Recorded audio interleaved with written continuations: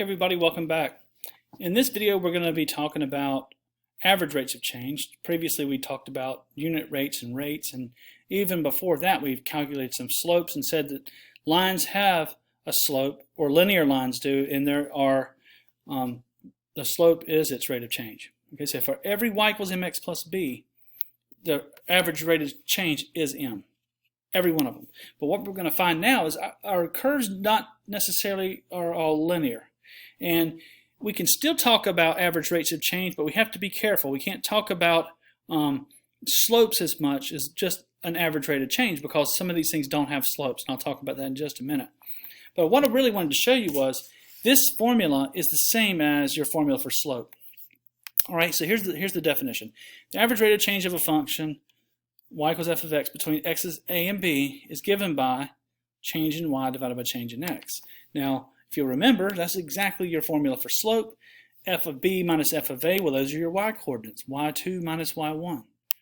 x2 minus x1. This is the formula for slope.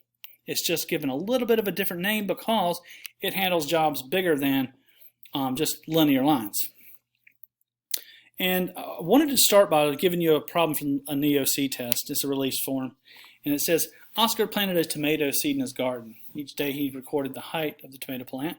So we can see right here, y is height in inches. X is the number of days. All right, so we didn't have any height. We started getting some height at day 2. And you can see that if we were talking slopes of lines here, this goes up 2 over 2, slopes 1. Up 2 over 2, slope is 1, right? The rate of change. And when they talk about what interval did it grow the fastest, well, that's an answer to this question of slope, right? It's growing the fastest rate. And it's got different rates, because look what happens here. Up 2 over 2, so it's got a slope in this place of 1. I was wrong about this one. Up 1 over 2, this is a slope of 1/2. 1/2. That's a slope of 1, because the way this is numbered down here. This is up 3 over 2, definitely the steepest spot.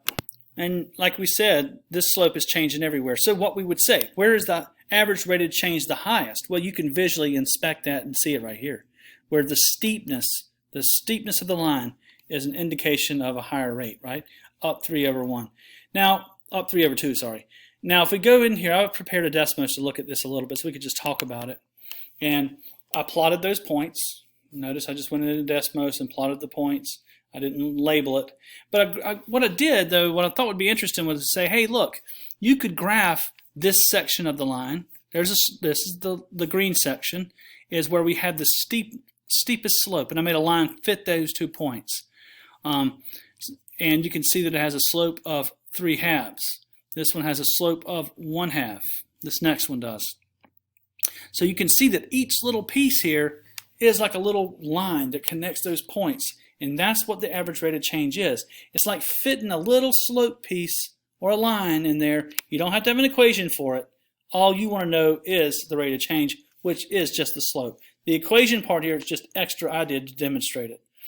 Okay, now if we were to take this piece off, notice how that just goes on and on and on. So what I was saying in the beginning, if you have a linear line, the average rate of change is just the slope. See this straight line? The rate doesn't change anywhere. Where the average rate matters is when you get one that's made of little pieces like this function is, or it could be a parabola, for example, like this one. This is the graph of y equals x squared. If somebody looked at that and said, hey, find the slope of this line, you'd have to say, well, it doesn't have a slope. It really doesn't. There's no place in here where it has a slope. But if we were to say, well, what about if we wanted to take a look at it at the point, say, I don't know, 0, 0,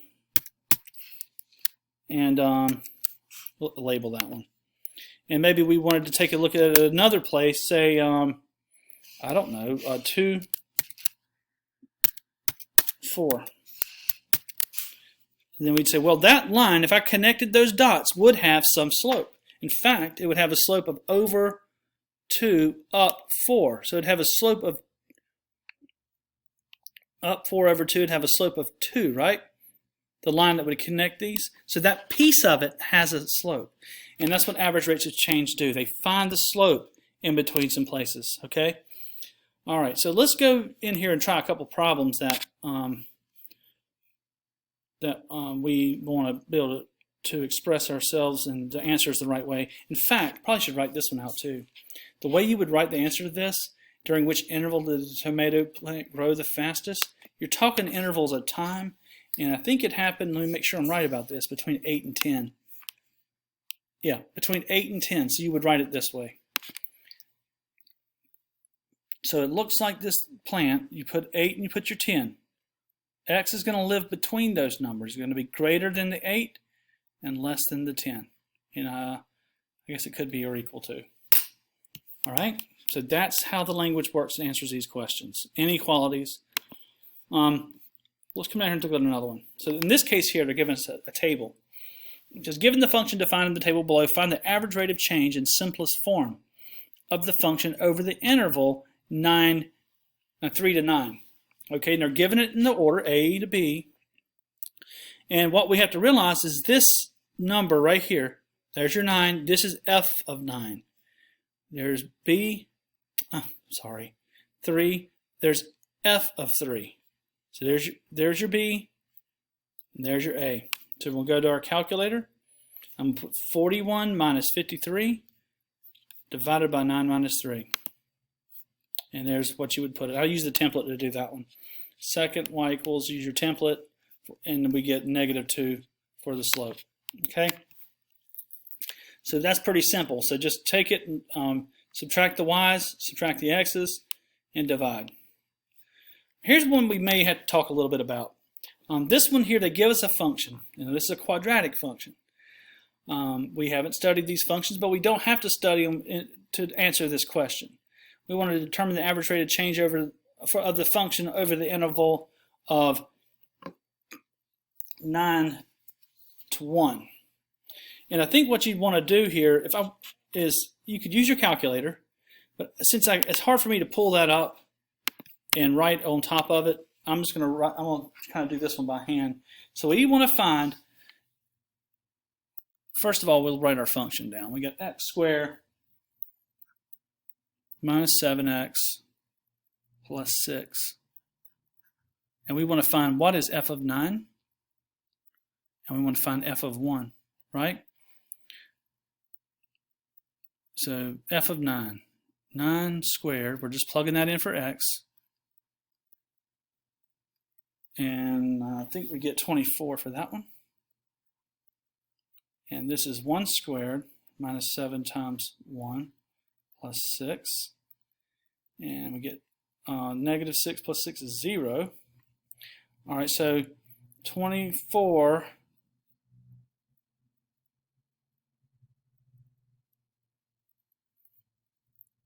f of b minus f of a over b minus a. So 9 minus 1, we get 24 over 8, we get 3. So that's the average rate of change over that interval. Just keep your head screwed on, evaluate the function, evaluate it again, subtract them in the right order, and it should work out, okay? All right, let's come down here and find the last example, which I think this one's actually kind of easy. If you're given it from a graph, we don't have anything to plug in. We have to read the graph to answer this question, kind of like the first one, but notice this isn't just segments. This is a continuous function, and they've got some points plotted here for us. So first off, let's start right here at -2. F of -2 is where it hits the line. It's 15, right? F of 8 is 0. So this one's actually even easier probably to do. So we want to do, let's write down the notation we want to use here on this one. We want to do f of 8 minus f of -2 divided by 8 minus -2. All right, we just said f of 8 is 0. And we said f of -2 is 15. And down here we get us a 10, right? 8 plus 2. So we get -15 tenths which is negative 3 over 2. That's your average rate of change. Let's go back and look at this graph and see if that makes sense. We just found that it was negative 3/2 using our formula.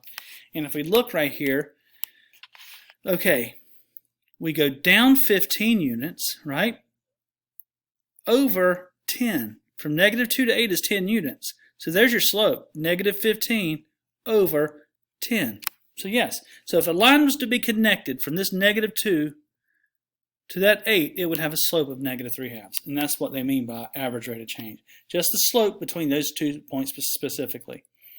All right, I hope I got my point across. See how you do on these problems, and we'll see you in the next video. Thanks for watching.